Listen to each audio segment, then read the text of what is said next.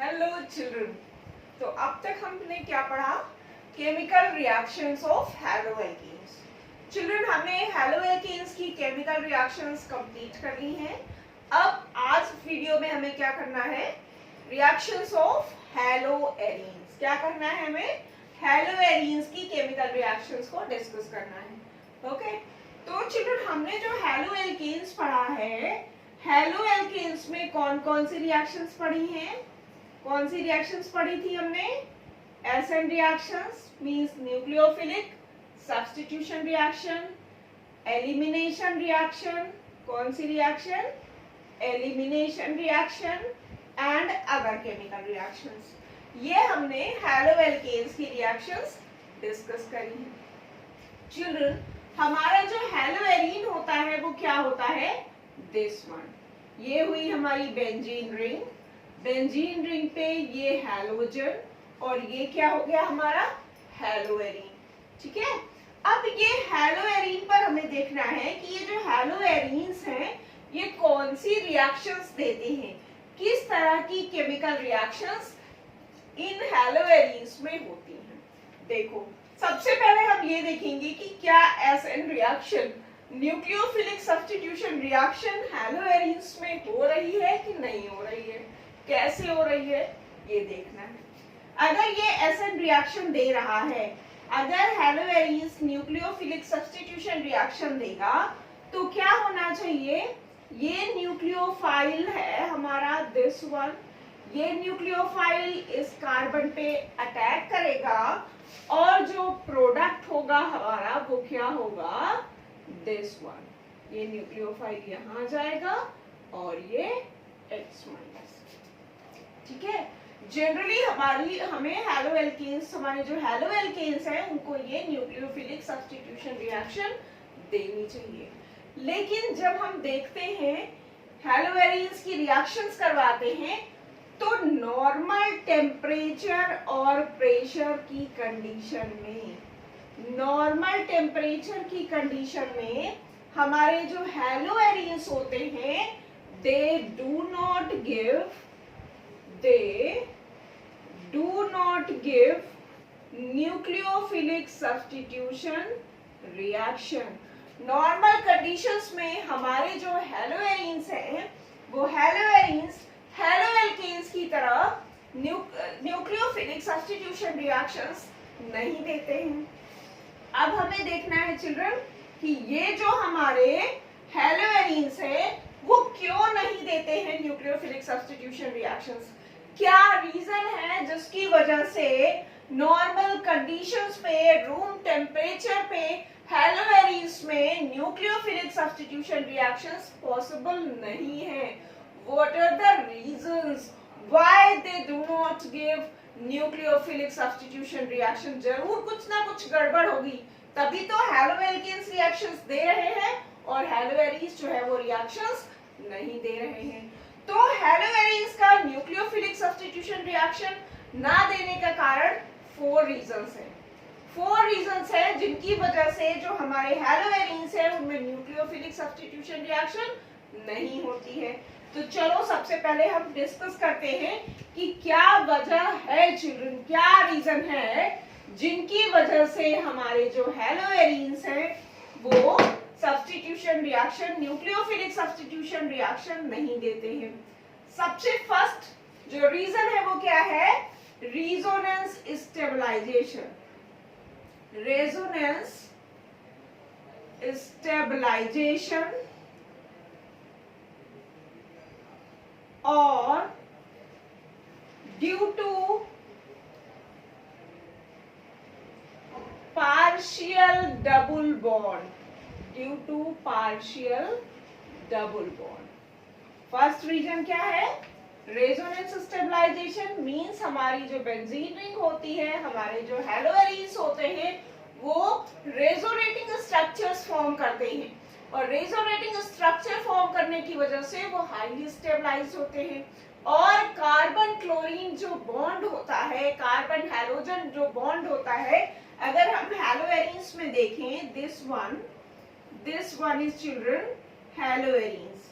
ठीक है, इसमें ये जो बॉन्ड है X, दिस बॉन्ड, ये हमें क्या लगता है? Single bond. ये हमें कैसा दिख रहा है? Single bond. बट एक्चुअली अगर हम देखें तो ये सिंगल बॉन्ड नहीं है। During resonating structures it acquires partial double bond. कैसा double bond? Partial double bond character आ जाता है इस पे, और इस वजह से ये सिंगल बॉन्ड नहीं रहता है। देखो भाई कैसे इस पे हमें ये देखना है कि कैसे इस पे जो है वो पार्शियल डबल बॉन्ड आ रहा है, कैसे ये पार्शियल डबल बॉन्ड फॉर्म कर रहा है। तो ये है हमारा चिल्ड्रन क्लोरोबेंजीन। ये क्या है? क्लोरोबेंजीन। क्लोरीन के पास आउटर मोस्ट शेल में 7 इलेक्ट्रॉन है। उन 7 इलेक्ट्रॉन में से क्लोरीन ने एक इलेक्ट्रॉन को यहाँ कोवेलेंट बॉन्ड फॉर्मेशन में एंगेज कर दिया है। अब क्लोरीन के पास 1 2 3 4 5 6। Now chlorine has 6 electrons in its outermost shell. Chlorine क्या करेगा? क्लोरीन के ये जो इलेक्ट्रॉन है वो बेंजीन रिंग के साथ क्या कर रहे हैं? कॉन्जुगेशन में है। बेंजीन के पाई बॉन्ड के साथ कॉन्जुगेशन में है, मींस क्लोरीन के ये इलेक्ट्रॉन यहाँ पे आ रहे हैं बेंजीन रिंग पे, ये इधर शिफ्ट हो रहा है। तो इसका जो फर्स्ट स्ट्रक्चर बनेगा चिल्ड्रन वो क्या होगा? दैट विल बी, ये हमारा चार्ज यहाँ पे आ जाएगा। ये क्लोरीन पर कैसा आ जाएगा? Carbon chlorine partial double bond acquire करेगा। क्लोरीन पे पॉजिटिव चार्ज आएगा, 1 लोड पेयर ये इलेक्ट्रॉन रिंग को डोनेट करेगा। इसके पास 4 इलेक्ट्रॉन्स बचेंगे क्लोरीन के पास, ठीक। और ये यहाँ पर बॉन्ड की सिचुएशन होगी। फिर ये डीलोकलाइजेशन होगा। डीलोकलाइजेशन होने के साथ ये इलेक्ट्रॉन्स की डेंसिटी बढ़ेगी। कहाँ पर? पैरा पोजीशंस पे। और ये हमारा क्लोरीन डबल बॉन्ड कैरेक्टर पर ही रहेगा। अगेन नेक्स्ट ये डीलोकलाइज करेगा, नेगेटिव चार्ज जो है वो क्या करेगा? डीलोकलाइज होगा, और ये अगेन ऑर्थो पोजीशन पे आ जाएगा। और इस तरह से ये आपका क्लोरीन जो है वो डबल बॉन्ड कैरेक्टर पर ही रहेगा, और ये रिजोनेटिंग स्ट्रक्चर फॉर्म होगा, ठीक है। फिर क्या होगा? नेक्स्ट आपका ये जो फॉर्म करेगा वो होगा ये दिस वन। फिर अपनी वो ओरिजिनल सिचुएशन पे एज इट इज आ जाएगा। तो इन रेजोनेटिंग स्ट्रक्चर्स में हम क्या देख रहे हैं कि ये जो इलेक्ट्रॉन है वो क्या हो रहा है? डीलोकलाइज हो रहा है। पाई इलेक्ट्रॉन के साथ जो है वो डीलोकलाइज हो रहा है, और ये क्या फॉर्म कर रहा है? Resonating structures. क्या फॉर्म कर रहा है? Resonating structures. Resonating structure form करने के साथ हमारा ये जो CCl बॉन्ड है, ये CCl बॉन्ड जो है वो पार्शियल डबल बॉन्ड एक्वायर करता है, ठीक है। चिल्ड्रन हमको पता है कि जो रेजोनेटिंग स्ट्रक्चर्स होते हैं, रेजोनेटिंग स्ट्रक्चर्स आर स्टेबलाइज्ड। ये हमारी जो बेंजीन रिंग है वो रेजोनेटिंग स्ट्रक्चर्स की वजह से स्टेबलाइज हो जाती है। रेजोनेटिंग स्ट्रक्चर्स की वजह से इसमें स्टेबलाइजेशन हो जाता है, और इसी वजह से इस बॉन्ड को ब्रेक करना मुश्किल है। दूसरा हमारा जो हैलो एल्केन्स होते हैं चिल्ड्रन, हैलो एल्केन्स में कार्बन क्लोरीन के बीच में क्या होता है? इन हैलो एल्केन्स कार्बन क्लोरीन के बीच में जो सिंगल बॉन्ड होता है उसकी बॉन्ड लेंथ क्या होती है? ज्यादा होती है। सिंगल बॉन्ड की जो बॉन्ड लेंथ होती है, single bond length is greater than comparison to double bond, ठीक। तो जब डबल बॉन्ड की जो बॉन्ड लेंथ होगी शॉर्ट होगी, और शॉर्टर बॉन्ड को ब्रेक करना मुश्किल होता है। शॉर्टर बॉन्ड को ब्रेक करने में के लिए हमें अधिक एनर्जी देनी होगी। So this is the reason why SN reaction is not possible in haloarenes. Got it? एक तो ये रीजन है रेजोनेटिंग स्ट्रक्चर और बॉन्ड लेंथ की वजह से कि इसमें जो है वो SN reaction, nucleophilic substitution reaction possible नहीं है। अब देखते हैं सेकंड रीजन क्या है। 4 रीजंस है ना, तो उन 4 रीजन में फर्स्ट रीजन को तो हमने डिस्कस कर लिया, ड्यू टू रेजोनेटिंग स्ट्रक्चर्स। अब हमें सेकंड रीजन डिस्कस करना है, तो उसके पहले आप एक इसका स्क्रीनशॉट ले लीजिए। नेक्स्ट रीजन अगर हम देखें, पहला हमने क्या देखा? Stabilization, resonance stabilization, and second one is hybridization. Hybridization children it is most important factor. ये भी इंपॉर्टेंट फैक्टर है, देखो कैसे। इन हैलोएल्केन्स, अब अगर चिल्ड्रन हम हैलोएल्केन्स में देखें, इन हैलोएल्केन्स का जब हम स्ट्रक्चर देखते हैं RX या CH3 CH2X अगर हम देख रहे हैं तो यहाँ कहीं डबल बॉन्ड नहीं है ना, there is only single bond. तो ये कार्बन आपका जो है वो कैसा है, किस तरह का हाइब्रिडाइजेशन है इसमें, sp3 हाइब्रिडाइजेशन। कौन सा हाइब्रिडाइजेशन है, sp3 हाइब्रिडाइजेशन। ओके, इन हैलोएरीन्स, अब अगर हम हैलोएरीन्स के केस में देखें, इन केस ऑफ हैलोएरीन्स, हैलोएरीन्स का स्ट्रक्चर कैसा होगा, दिस वन। हैलोएरीन्स में जो कार्बन हैलोजन बॉन्ड है, जो हमारा कार्बन है, ये कार्बन कितना है, कैसा हाइब्रिडाइजेशन है इसमें, sp2 हाइब्रिडाइजेशन। कौन सा हाइब्रिडाइजेशन है, sp2। क्यों भाई, क्योंकि यहाँ जो कार्बन है उसमें अल्टरनेट सिंगल और डबल बॉन्ड है। अल्टरनेट बेंजीन रिंग में क्या है, अल्टरनेट सिंगल और डबल बॉन्ड। तो ये क्या करता है, डबल बॉन्ड कैरेक्टर शो करता है ना। तो हैलोएरीन्स में sp2 हाइब्रिडाइजेशन है और हैलोएल्केन्स में कैसा है, sp3 हाइब्रिडाइजेशन। चिल्ड्रन एक चीज हमें पता है कि जब sp3 हाइब्रिडाइजेशन है, अगर हैलोएल्केन्स में sp3 हाइब्रिडाइजेशन है तो इसमें s कैरेक्टर कितना होगा, 25s होगा, 75p होगा, 3 और ये 4 हो गए ना। तो s कैरेक्टर कितना होगा, s कैरेक्टर विल बी 25%। कितना होगा, 25%। और अगर हम sp2 हाइब्रिडाइजेशन में देखें तो sp2 हाइब्रिडाइजेशन में जो s कैरेक्टर होगा वो कितना होगा, 33.3%। गॉट इट, ये होगा कि नहीं, 33.33%। ये भी हमको पता है कि अगर s कैरेक्टर इंक्रीज हो रहा है, on increasing s character, on increasing s character, electronegativity of carbon increases.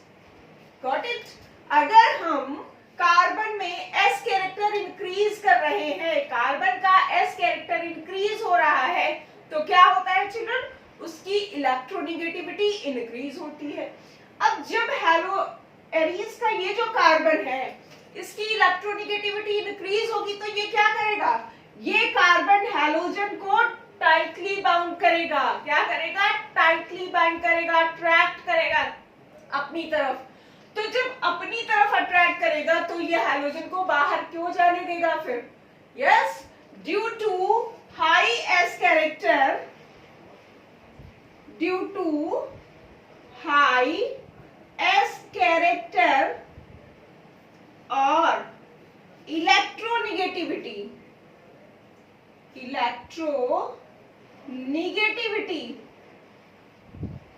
it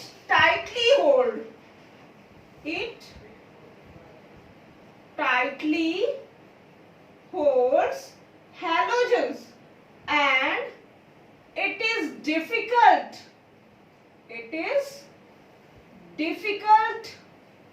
to break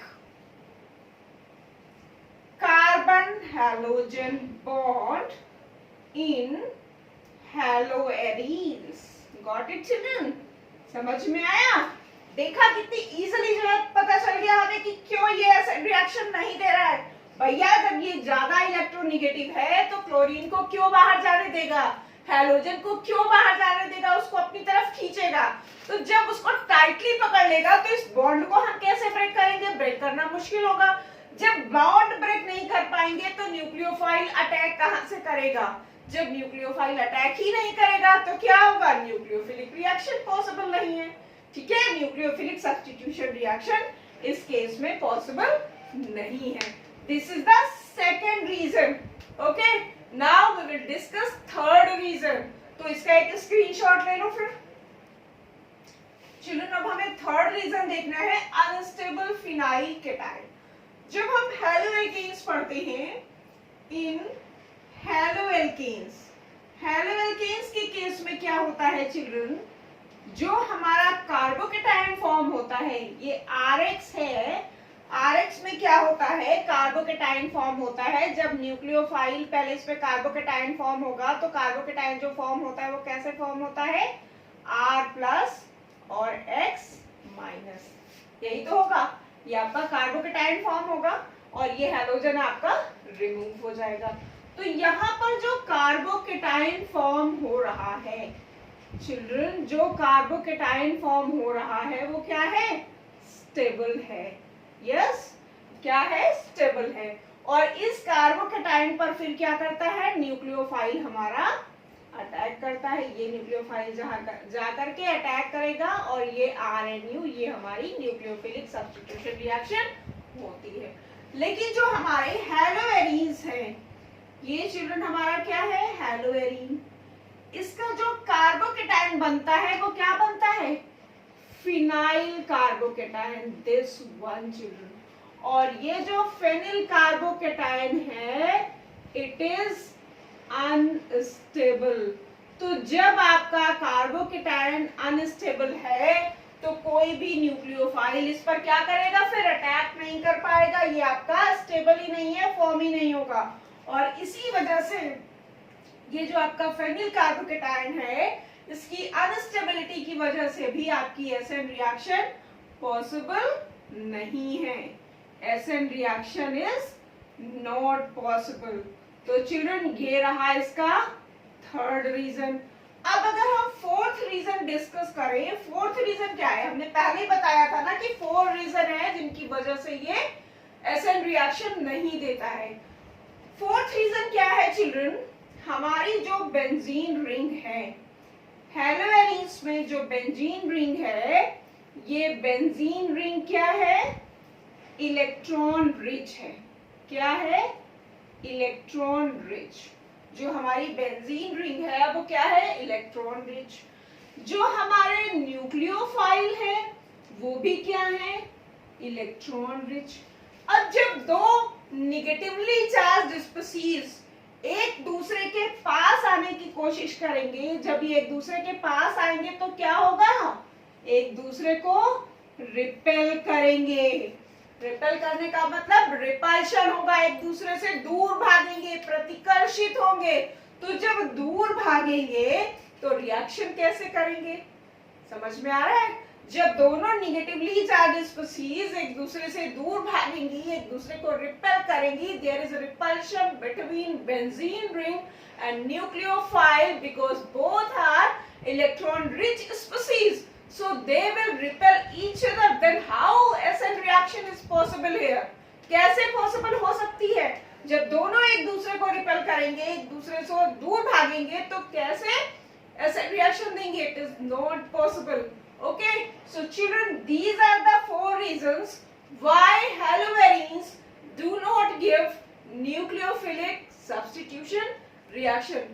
देखा कितना इजी था ना, डिफिकल्ट नहीं है ऑर्गेनिक। थोड़ा सा जनरल अगर आप उसकी तह में जाओ और एक चीज उसकी बेसिक्स थोड़ी सी क्लियर कर लीजिए तो ऑर्गेनिक केमिस्ट्री बिल्कुल भी डिफिकल्ट नहीं है, इट्स वेरी इजी चिल्ड्रन।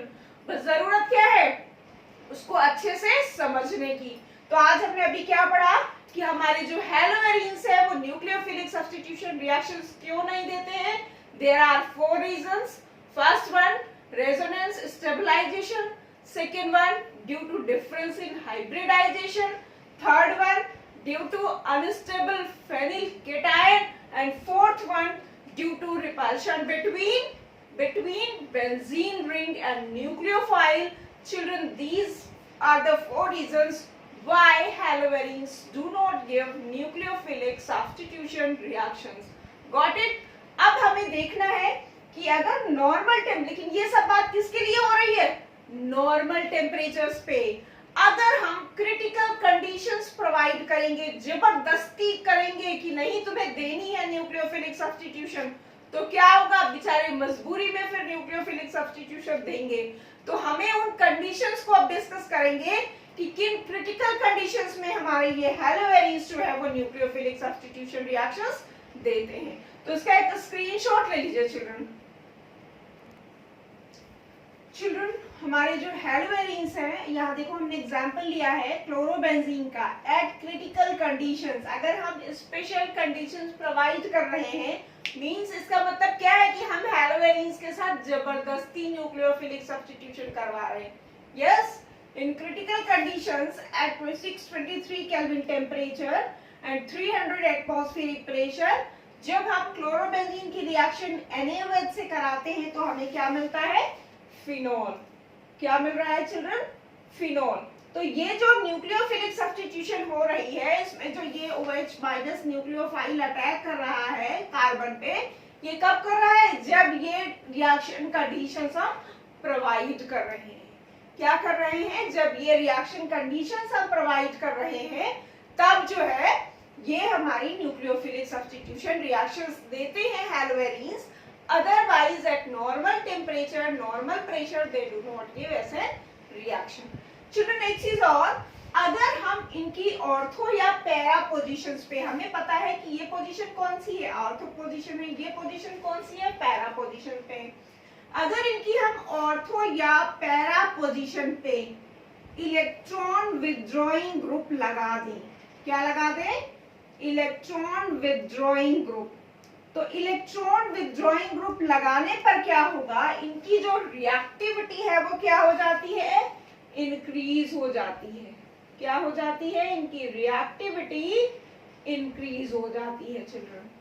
ठीक, लेकिन अगर मेटा पोजीशन पे लगाएं, एट मेटा पोजीशन, अगर हम मेटा पोजीशन पर इलेक्ट्रॉन विथड्रॉइंग ग्रुप लगा रहे हैं तो उस पर रिएक्टिविटी पर कोई इफेक्ट नहीं पड़ता। Does not affect on reactivity, on reactivity, reactivity पर कोई इफेक्ट नहीं पड़ता। कहां पर? अगर हम मेटा पोजीशन पे लगाएं। देखो जरा, अगर हम ऑर्थो पोजीशन पे NO2 लगा रहे हैं, दिस वन, ये हमारा क्लोरोबेंजीन है, इसका ये NO2 हमारा ऑर्थो पोजीशन पे है, इसकी रिएक्शन NaOH से कराते हैं at 443 kelvin temperature reaction temperature, तो हमारा जो प्रोडक्ट है वो क्या बनेगा? This one, ortho nitrophenol. Got it? यही अगर हमारा ऑर्थो और पैरा दोनों पर नाइट्रो ग्रुप लगा हुआ है, OH NO2 और इसकी रिएक्टिविटी इंक्रीज कर जाएगी चिल्ड्रन, और हमारा जो टेम्परेचर है वो हमें कम प्रोवाइड करना पड़ेगा। 368 पे ही ये रिएक्शन हो जा रही है और प्रोडक्ट क्या बन रहा है? ऑर्थो, यहाँ पे आपका NO2 है, पैरा पर NO2 है and phenol OH, this one. तो इससे क्या पता चल रहा है? देखो तीनों रिएक्शंस देखो, जब हमारा नॉर्मल हेलोवेरिन है NaOH से रिएक्शन करा रहे हैं तो हमें टेम्परेचर कितना देना पड़ रहा है? 623 केल्विन, तब हमारा फिनॉल बन रहा है। लेकिन अगर हमने ऑर्थो सब्स्टिट्यूटेड लगा दिया, अगर हमने इलेक्ट्रॉन विथड्रॉइंग ग्रुप लगा दिया, कहां पर? ऑर्थो पोजीशन या पैरा पोजीशन पे। अगर हमने ऑर्थो पर लगाया और फिर उसके साथ हमने न्यूक्लियोफिलिक सब्स्टिट्यूशन रिएक्शन कराई, तो ये रिएक्शन कराने के लिए हमें सिर्फ 443 केल्विन टेम्परेचर प्रोवाइड करना पड़ा। मींस इसकी रिएक्टिविटी क्या हुई? इंक्रीज हो गई। यस, और अगर हमने ऑर्थो और पैरा दोनों पर इलेक्ट्रॉन विथड्रॉइंग ग्रुप लगा दिया, दोनों पर NO2 ग्रुप ऐड कर दिया, तो क्या हुआ? उससे भी कम टेम्परेचर हमें देना पड़ा है। This reaction occurs only at 368 kelvin. केवल 368 केल्विन टेम्परेचर पर ही ये रिएक्शन प्रोसीड हो गई। That means if we are adding electron withdrawing group at ortho or para position, then reactivity of haloarenes increases. मतलब क्या है? अगर हम ऑर्थो या पैरा पोजीशन पर nitro group, electron withdrawing group, electron खींचने वाले ग्रुप लगा रहे हैं, तो क्या हो रहा है? हेलोवेरिन्स की जो रिएक्टिविटी है वो क्या हो रही है चिल्ड्रन? बढ़ रही है। हमें कम क्रिटिकल टेम्परेचर और प्रेशर की जो है कंडीशंस प्रोवाइड करनी पड़ रही है। कम टेम्परेचर पर ही रिएक्शन प्रोसीड कर रही है। Got it children? So this is about reactions of haloarenes. ये हमने हेलोवेरिन्स का ये पढ़ा अभी केवल आज। इस वीडियो में हमने क्या पढ़ा? सिर्फ इतना पढ़ा कि जो हमारी हेलोवेरिन्स है उनमें न्यूक्लियोफिलिक सब्स्टिट्यूशन पॉसिबल नहीं है। क्यों पॉसिबल नहीं है? वो 4 रीजंस भी हमने डिस्कस करे, और किन कंडीशंस में जो हैलोएरीन्स है वो न्यूक्लियोफिलिक सब्स्टिट्यूशन रिएक्शंस देते हैं, टेम्परेचर और प्रेशर्स की किन कंडीशंस में जो है न्यूक्लियोफिलिक सब्स्टिट्यूशन रिएक्शंस होती हैं। Got it children? सो अगर आपको ये वीडियो पसंद आया है तो आप हमारे कमेंट बॉक्स में कमेंट जरूर लिखिएगा, ठीक है, क्योंकि आपके कमेंट से हम इनकरेज होते हैं, हमें और मोटिवेशन मिलता है और हम अच्छे से अच्छा वीडियो बनाने की कोशिश करते हैं। Okay children, thank you.